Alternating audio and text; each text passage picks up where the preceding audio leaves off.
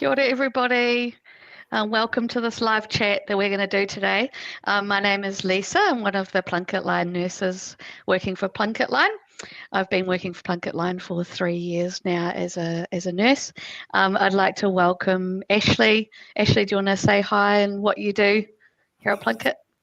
Hey there, I'm the Injury Prevention Coordinator for Southland. I've only been in the role a year and here we are. So at the moment we are working really hard on our water safety program. Perfect. Awesome. So as Ashley was saying, we are talking about water safety today, and a really big key thought around this is keeping our tamariki safe this summer. It is very hot and we're going into this beautiful summer weather, so I thought it would be great to talk about this today. So yeah, keeping our tamariki safe all the time, not just some of the time, but all the time around water. And we're also going to, we've got 2 prize packs to give away. So please put your questions into the comments, and you're going to draw to win those. So thanks to Huggies. We've got 2 of those. All right. I have a question for you, Ashley. So the first one is, what is the most important messages that everyone needs to know about water safety? Righty-ho. Well, we never want to leave our pipi or tamariki alone in or near the water. Drowning is one of the second highest unintentional deaths in New Zealand, so it's quite confronting, that fact, but unfortunately it is the fact. So drowning can also happen in water as thick as your finger, which is not always registered by a lot of people. It doesn't have to be a mass amount of water for someone to drown in. And it's also happening silently. So you need to keep the eyes on the child and be in reach, because they're not going to be screaming at you. They're not going to be yelling or splashing and getting your attention. It's definitely about active supervision. Yeah, totally. Awesome. Cool. So how do we look after our tamariki the best and the safest ways? Key thing would be moving distractions. So putting your phone away. If you're intentionally watching the children, it's actively with eyes on, within reach.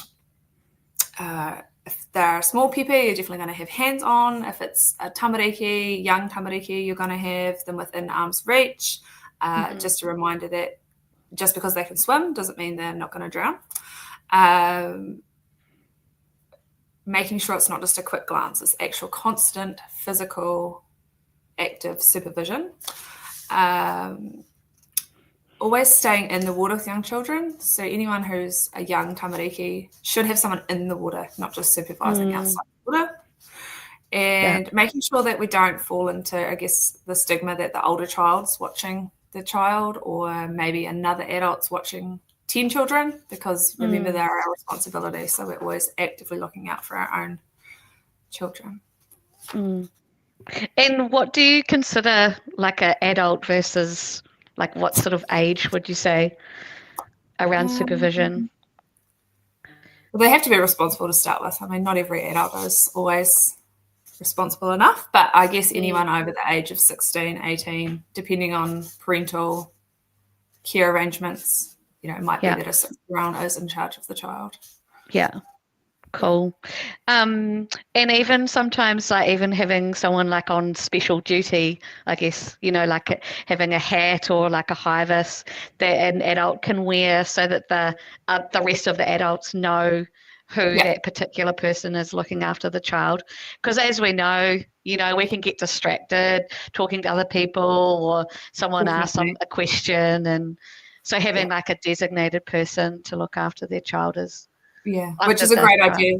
It's a great idea coming into summer, Christmas holidays, family gatherings, friends gatherings. If you physically see someone who's in charge of the situation, everyone can take their turn and enjoy their time as well.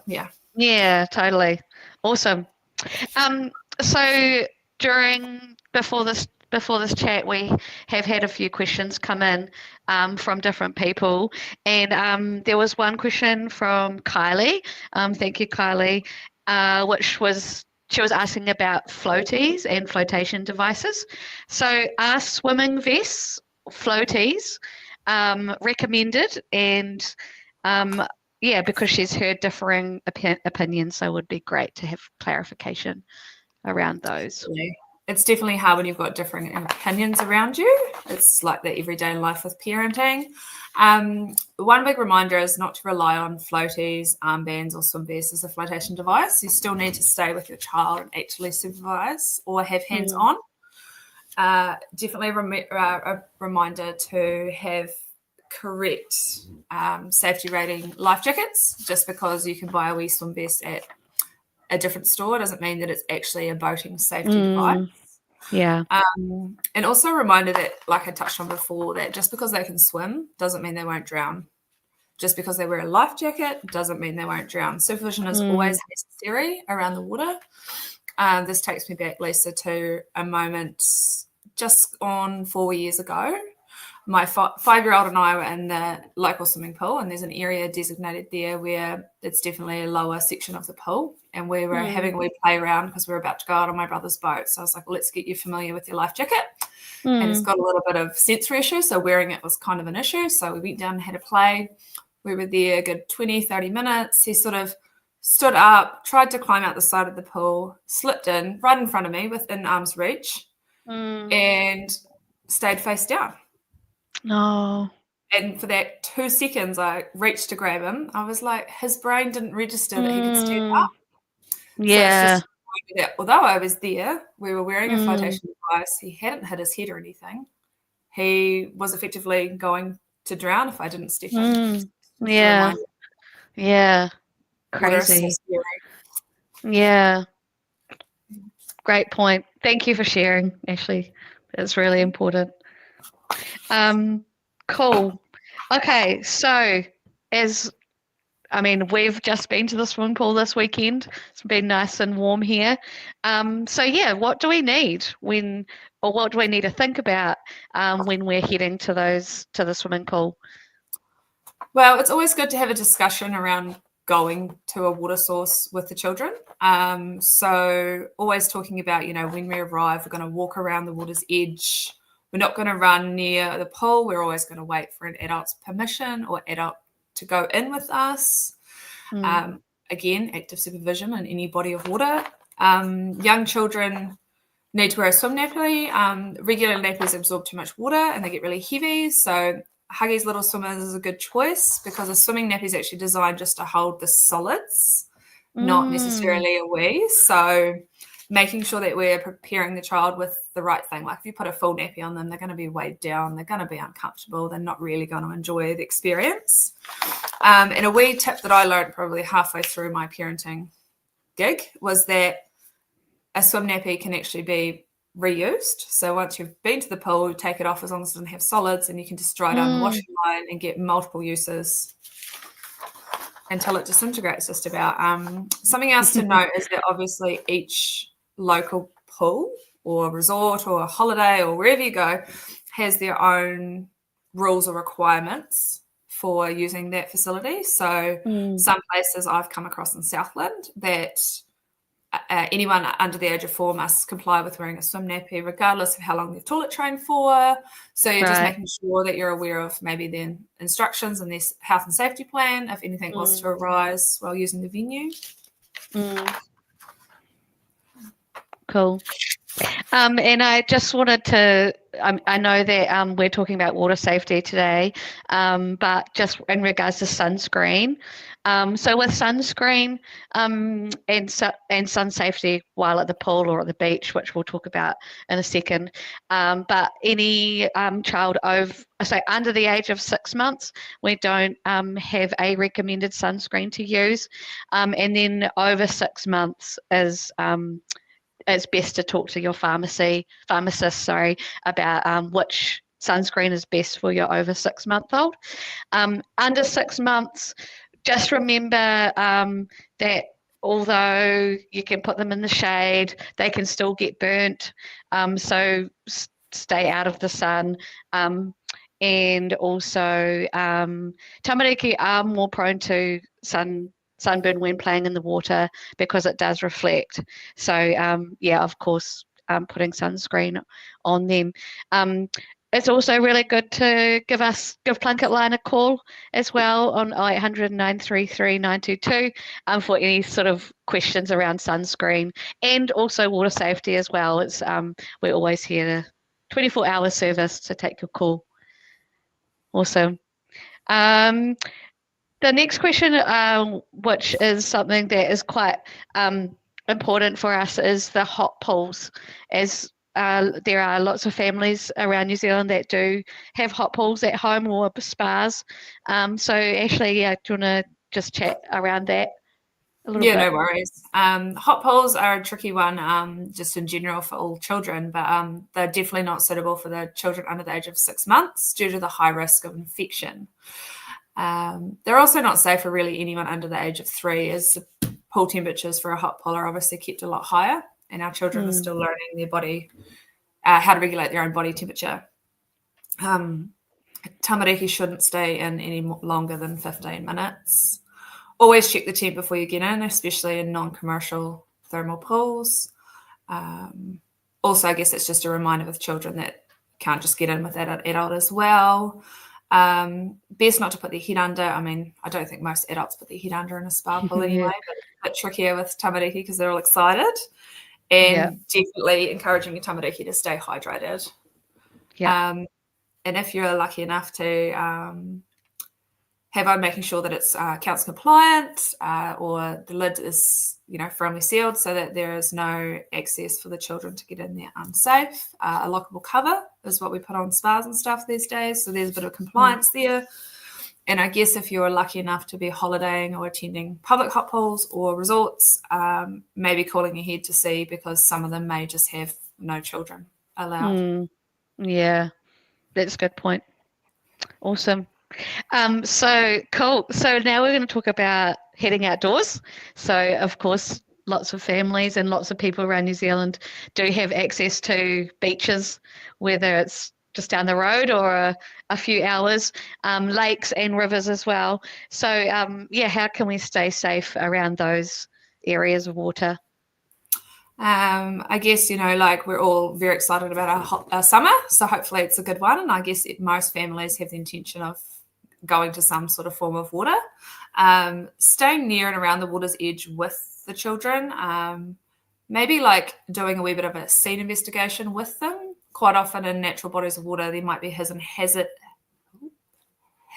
hazards under the water, like rocks, branches, or surfaces. So being mindful if maybe there's been flooding or high tide, low tide, depending on what body of water we're at. Sometimes it's really good to do that with the children, because it makes them feel a little bit more, a part of it. And then also it's that learning curve. And I find that setting a boundary, we're between that rock and that line of the sand, because obviously you need to be looking out if you're at the beach for a rip, or maybe where there's a stronger current, or there's a creek that joins the river or the lake. And then, just watching out for water hazards when you're out and about, like if you go to a local park and there's a fish pond or a fountain, remember that it only takes those couple of centimetres of water or thickness of your finger for your child to be in danger. Yeah, that's great. Awesome. We're going to go back to our houses again and just talk about sometimes, we do feel like they're a safe place, but actually there are hidden dangers around our house. So, you want to talk about those sorts of hidden dangers that we may have around? Definitely. Well, I guess something that most families are aware of is your bath or your shower space. Never leaving PP alone in the bath. You must grab something. If you need to grab something from the other room, we definitely recommend taking all the tamariki out of the bathroom, because things can happen in the blink of an eye. Paddling pools over summer. I mean, a lot of tamariki might be getting these over Christmas. Remember, it's always active supervision. A biggest thing I find, and that we definitely advise, is to empty or turn them upside down. Even the same with a bucket of water. You want to keep your bathroom or your laundry or anywhere that has things that they can fill with water closed. Keeping the plug out of reach. I mean, you probably go to fill the bath next time and forget where you put the plug, but putting it up out of the way. And, a little bit of organisation when it comes to bath or shower time. Get everything ready before we're actually filling the bath or turning the shower on, making sure that we're ready to be with them. It's quite a nice one-on-one or family time. So it's nice to have a little bit of a chat, I find, with the children, how their day went, that sort of thing. Everything else can wait. The washing, your phone, all the things. Definitely checking the temperature, though. Obviously, we need to be careful around water, but we also need to be careful around burns or scalding. So making sure that we're actively checking the temperature of the water. Emptying the bath straight away. Obviously, we talked about that. Can't tip the bath upside down, but making sure that we empty it immediately. Then lots of bath seats and aids are on the market now. So just being mindful that anything that takes your hands off the baby or the child means that they could tip over or the baby could end up underwater. Still using the hand on or within reach, eyes on approach. Yeah. Great. Good job. There's such good tips there. Thank you, Ashley. Awesome. So just for the rural community, so around like farms and outside in big areas, do you want to touch base on those? Definitely. I mean, when we go into the rural community, farming, all that sort of stuff, whether it's your home, you're visiting family, you're visiting whānau, you work on a farm, there's all those added extra potential or current masses of water. Just because there's not a puddle there yesterday doesn't mean there's not a puddle there tomorrow, or a trough or a bucket. Quite often you find on a rural family setting, they'll have full buckets, like full 5-10 litre buckets of water just out for their dog, because if they're a working dog, they're going to drink more water, obviously. So obviously a normal dog dish of water and a bucket, they both pose a threat, but, it's definitely more readily available and more obvious to the children to play in. We do recommend that if we take a walk around the farm with the tamariki or with the other adult in the home, just to have a look and think about what things look like to children, I guess, like a tank, it looks interesting, a trough, there might be something floating in the trough. Oh, we're going to go and get that. Then we fall in. So just making sure that we have a wee look. And I mean, I know there's something that we've really learned down here in Southland was with our massive weather of the winds and stuff. I don't know if anyone's heard, but down in Southland we lost all those trees and they've been ripped out from the ground. So yes, we've got the concern of cutting the firewood and all those sort of hazards, but obviously the massive holes that are left in these shelter belts are filling with water when it rains. So just making sure that we're, I guess, reassessing, because, like I said, if it's not there yesterday or last week, it could be there tomorrow. And we definitely recommend thinking about dressing the children brightly. So if they do kind of get out of sight or out of reach, we can see them quite quickly. And then obviously I could go on for hours about rural setting. We can always link some more information in the comments link after this somehow, Lisa, I'm sure. But just remembering that our children are exploring. That's how they learn. That's how they do things. And they're also top heavy. So, if they're reaching into that trough or into a puddle, 9 times out of 10, they're going to fall face first. Yeah. Cool. All right. So there was a question from Nikita around at what age do you recommend starting swimming lessons? Definitely starting them young is an idea. There are water confident classes in most areas of the country from about 6 months. So you can check out what's available in your community or even ask your local plunket nurse. I'm sure there's resources online to see what's happening, but ideally you just want to be focusing on that water confidence, the fact that, it's fun, it's exciting. You don't want to have that scaredness of the water. Just a reminder that we advise from 6 months in public pools, so you can always be doing confidence in water at home in the bath or clean water, even if it's just a wet face cloth over the face, just making sure that we're all having positive experiences with the water.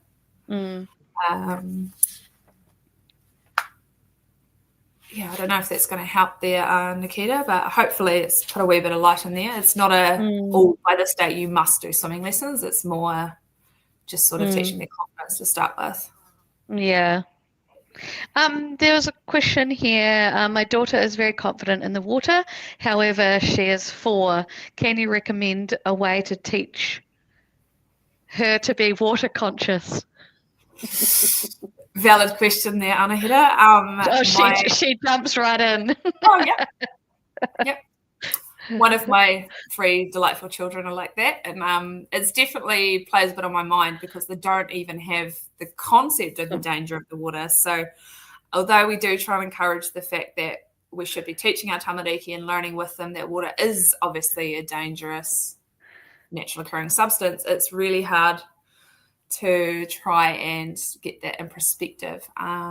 Maybe we could attach something in the comments. I'm not 100% sure on how you would teach a specific 4-year-old without scaring them. Obviously, you don't want to put them off the water, so we could link something back in there if you're thinking that would be easier.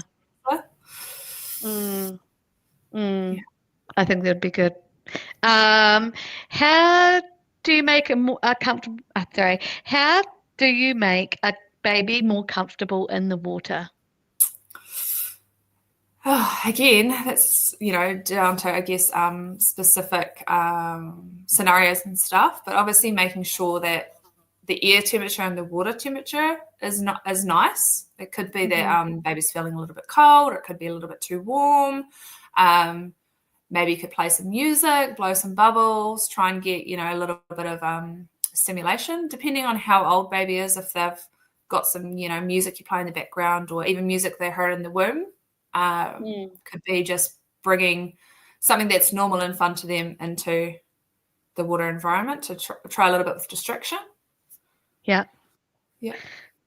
I think you can buy those little toys that sprinkle water. Yes.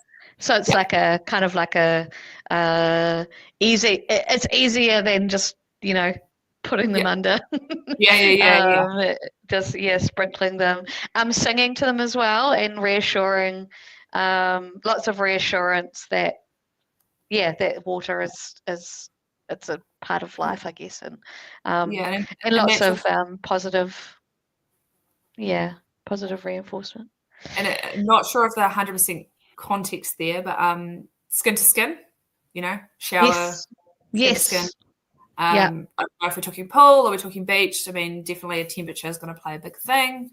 And then, just remembering that babies do struggle to keep their temperature or regulate their temperature. So just being aware of actually how long a pepe could stay in the water before they're starting to feel cold is actually not that long. Yeah. What is the temperature recommendation for 4-month-old? Do you know? No. I feel like once you've had multiple children, you just feel the bathwater kind of. Yeah, and I guess it's feeling that feeling the water with the inside of your palm. So if you think it's too cold, then you probably need to warm it up, and then too hot. I think we might need to add a comment to as well.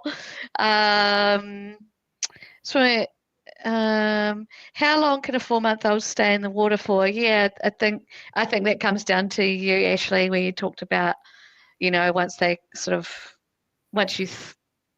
I guess it's kind of up to the temperature of the water and how comfortable they are.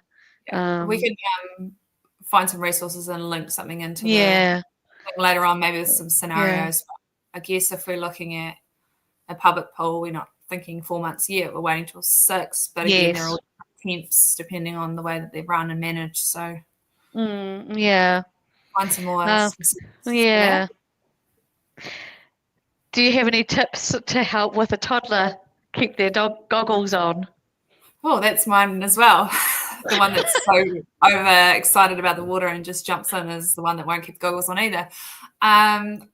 I guess something that I found is if the siblings are doing it or if I'm doing it, or Mm. someone they really like in this world, dad, uncle, nanny, pop, I don't know who we're swimming with, but I guess sort of it's the same with anything, try and reinforce, but monkey see, monkey do sometimes. Yes.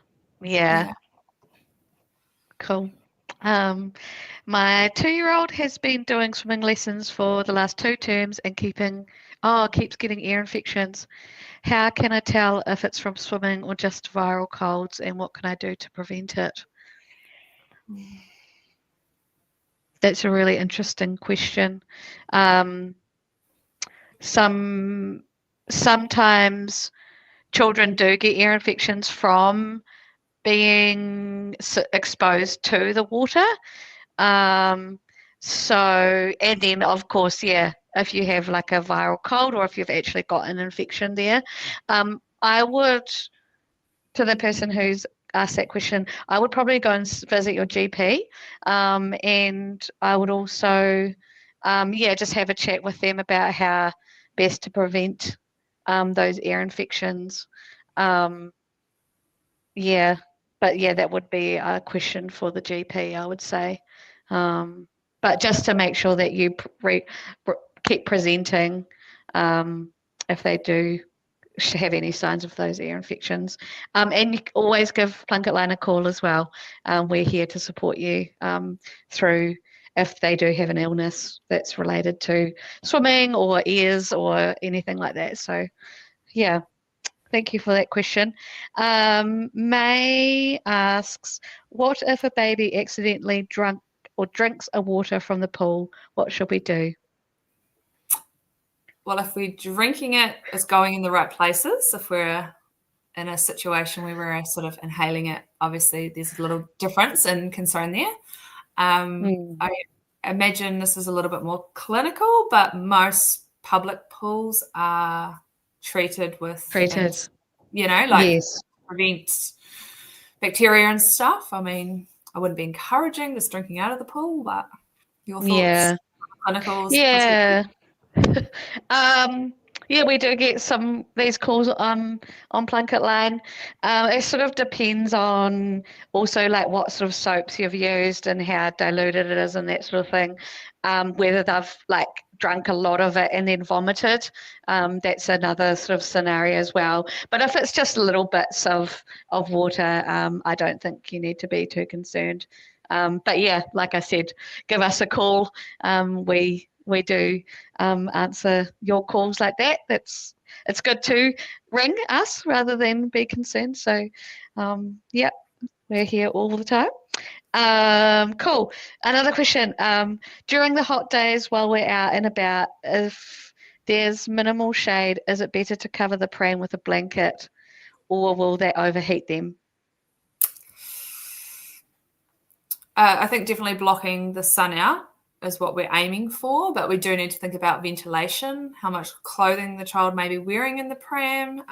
Also need to think about the length of time we're attached to the pram, that sort of thing. So I guess within reason, we need to take breaks of being inside the pram because yes, it will get warmer. I mean, some prams these days have the sort of the mesh covering and you unzip the back and you get airflow right through. So we'd just be keeping active supervision on the pepe or the tamariki, depending on age, but also just being mindful of, like the peak of the sun. Like I know if you've got other children, it's really hard. You don't want to stay home and be boring when the sun's out, but maybe hitting the beach, not at the peak temperature of the day, thinking about where you're going. So maybe there is shade. Don't know if that's really helped. Yeah. Yeah. And just remembering that blankets and other things don't have any UV protection.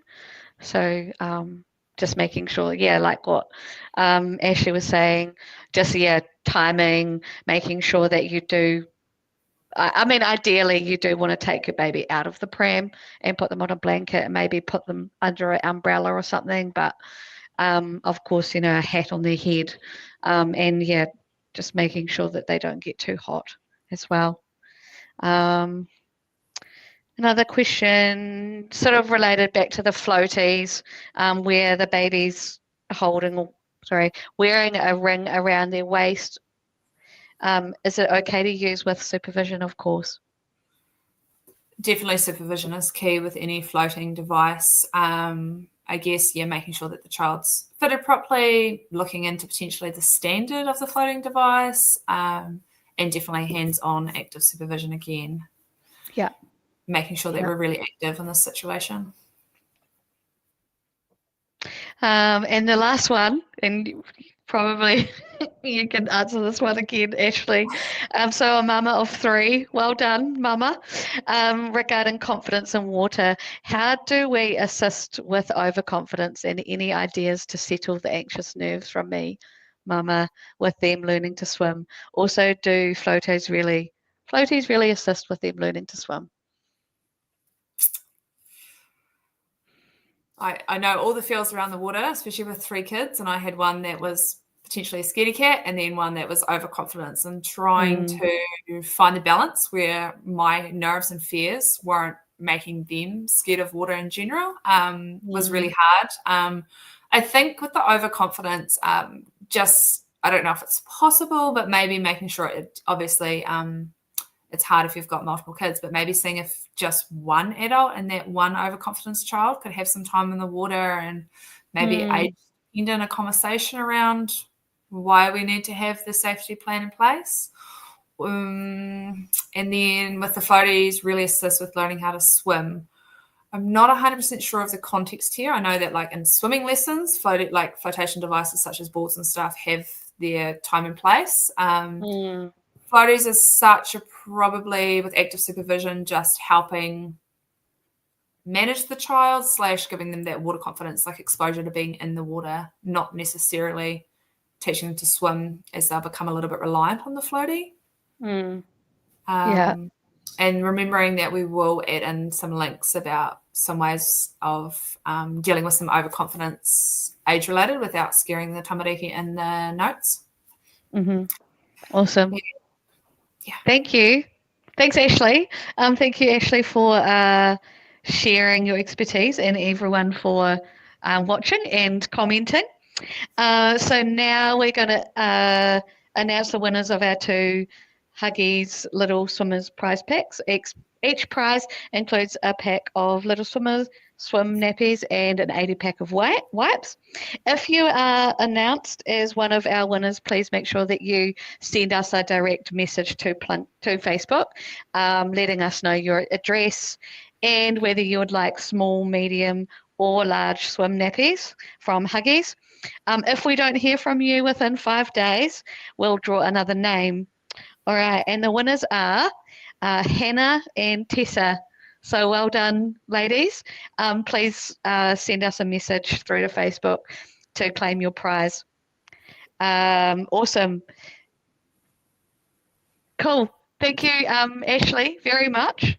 And thank you, everybody, for taking the time out to listen to us. Take care. Just one thing, Lisa. Are you sorry?